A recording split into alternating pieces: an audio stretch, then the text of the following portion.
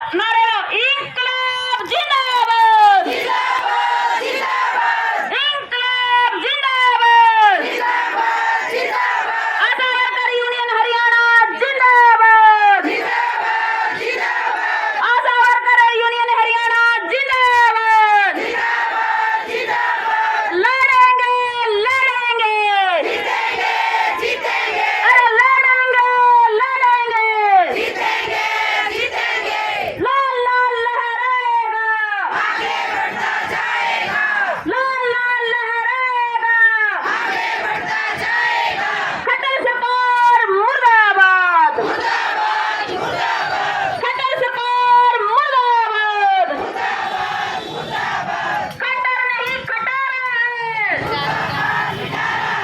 खट्टर नहीं खटारा है,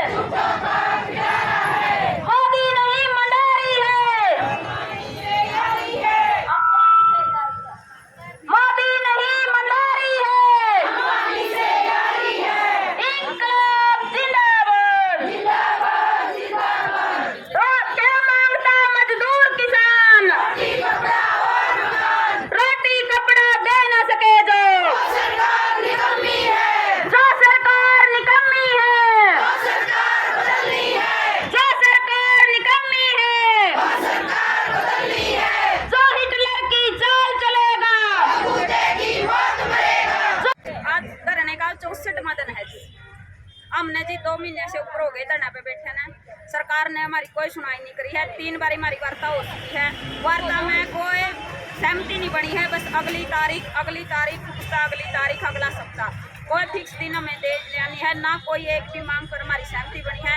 हमारी मांग क्या है? हमारी मांग है जी न्यूनतम वेतन हमारा 26,000 लागू करो, हमें कर्मचारी का दर्जा दो, रिटायरमेंट 65 साल करो, हमारा जो सबका डीए जो कटता है वो हमें दो, 2018 में जो समझौता हुआ था वो तुरंत लागू करो, और हमारे जो और मांगे हैं उसमें जैसे वर्दी के उसकी हैं वो सब हमारी मांगे पूरी करी जानी चाहिए। जो सबको मिलता है हमारी बराबर की जो पॉलिसी लेती है हमारे बराबर, हमें उसके बराबर का दर्जा दो, हमें कर्मचारी का दर्जा दो। हम कर्मचारी का दर्जा ले बिना उठने वाले नहीं हैं।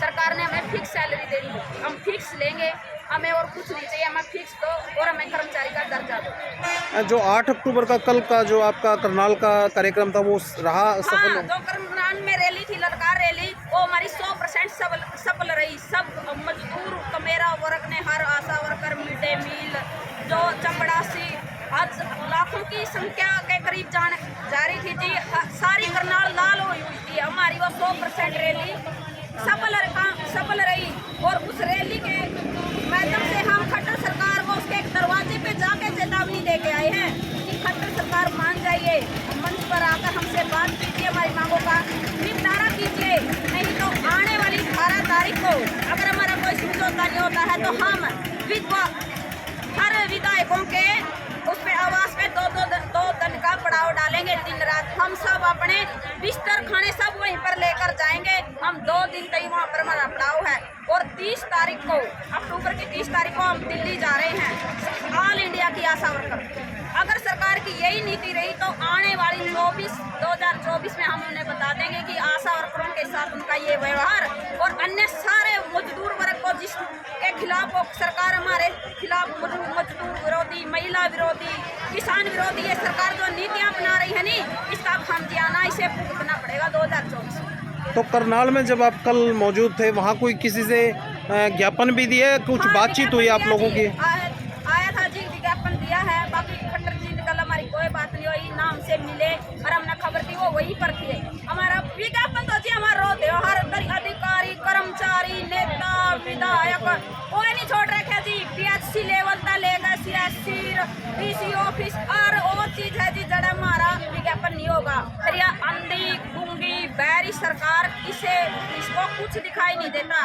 ये आशा वर्कर हम धरने पे बैठे, हमारे वजह से हमारे एरिया में कितना नुकसान हो रहा है वो इस सरकार को पता जी, हमने पता है, हमने उस फील्ड में काम कर रखा है, हमने अपनी जो वहाँ पर अपना इमेज बना रखी है ना, तो इस सरकार को क्या फर्क पड़ता है? हमसे पूछ के देखो कितनी MDR हो रही है, कितनी IDR हो रही है, कितने स्टील व्रत हो रहे हैं। हमें दुख है, हमने कितनी मुश्किल से उनको इस लाइन पर लाया था। आशा वर्कर लगी थी जब 27% टीकाकरण होता था, आज हमने उसे 99% और 90% पे ले आके रख दिया। डिलीवरी जब 45-46% होती थी, हम उनको 99% संस्थागत करा दी। अब ये बताओ, डिलीवरी जब अस्पतालों में होने लगी, बच्चों के टीके लगने लग गए, हर गर्भवती अपनी जांच करवाती है।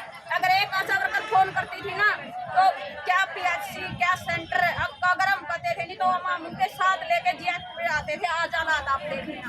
हमारे कितनी बहनों के मैसेज आते हैं, आज मेरे स्टील व्रत होगी, आज मेरा MDR होगी, आज ITR। कितना अफसोस होता है जी हमको, हमें रोना आता, हमारी आत्मा रो रही है। मेरी सरकार को कोई फर्क नहीं पड़ता। हम सरकार को चेतावनी देते हैं, आपने जो हमारे बहनों को, जो हमारे एरिया के इतनी जनसंख्या को आपने परेशान कर रखा है। इन आशा बहनों को तो परेशानी थी, पर हमारे एरिया वालों को हमारी मजबूरी है, फिर भी हम भाईचारा तो निभा रहे हैं। भाई कोई बात नहीं, राह हमारे बिना उनकी राय नहीं मिलता, कोई गोलियां नहीं दे रहे हैं, कोई राह नहीं बता रहे हमने कहाँ जाना। हम तो साथ में अस्पताल में लेके जाते, 2-2 दिन डिलीवरी नहीं होती, उनके साथ रहते, उन्हें बताते कब टीके लगेंगे, कब बच्चा का वेट करना है। हम मजबूर हैं, फिर मजबूर सरकार ने कर रखा है हर एक कर्मचारी को। इस सरकार कर्मचारी विरोधी के सारी चीज़ों के विरोधी है। इसे तो बस अंबानी अंडानी दो ही दिख रहे हैं, बस रेल बेच दी, रोड बेच दिया, कभी तेल बेच दिया, कभी हवाई अड्डा बेच दिया, BSNL का ताले लगवा दिए, स्टीज तक है और कुछ नहीं दिखाता, कुछ नहीं दिखता। पत्रकारों का भी आपने देखा होगा, कई ऐसे चैनल हैं जो गरीबों की आवाज उठाए, उन पर भी ने बैन लगा दिया। अरे बेशर्म सरकार, शर्म करो।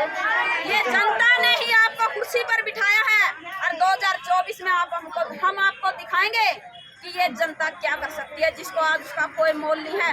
उसके दरवाजे पे हम इतनी हजारों की संख्या में इतनी बहनें वहाँ पे रो के आ गई, उसने एक बारी भी नहीं समझा कि चल इसे बात कर ले, तू पूछ तो ले ये क्यों फिर रही है। और किसी को शौक नहीं है जी, किसी को एक दिन का सबका लेडीज है, किसी को 1 घंटे की फुर्सत नहीं है। हम माइक का जाने को बोलते हैं तो हमें उस वहाँ पर भी जाने से मना करता, काम नहीं चलता।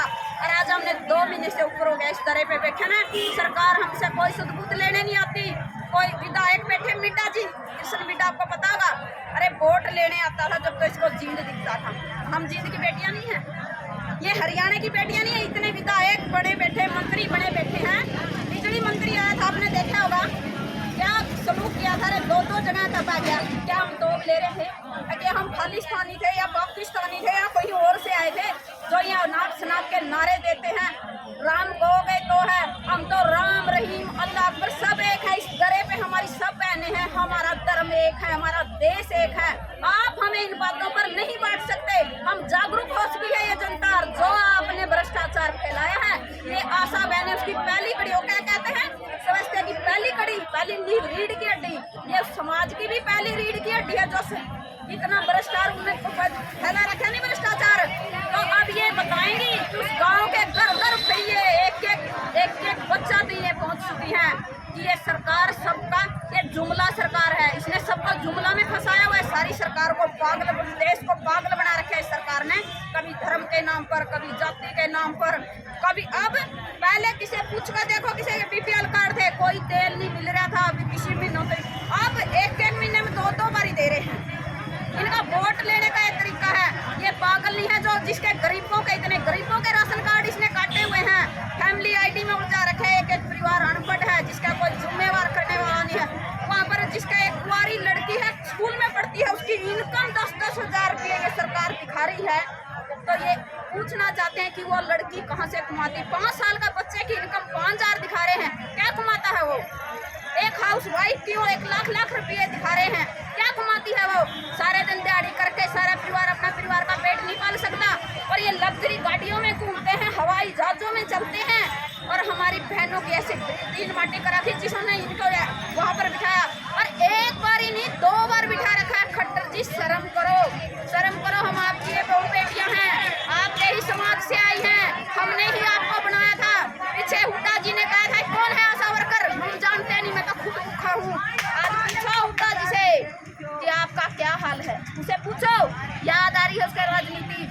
और ये खट्टर जी, आपको तो हम ऐसे पछाड़ेंगे कि आप याद रखोगे कि कभी आशा वर्कर बहनों से आपका पाला पड़ा था। जी आपका शुभ नाम? जी मेरा नाम गुड्डी, मैं गोगड़िया PHC की प्रधान हूँ। Thank you.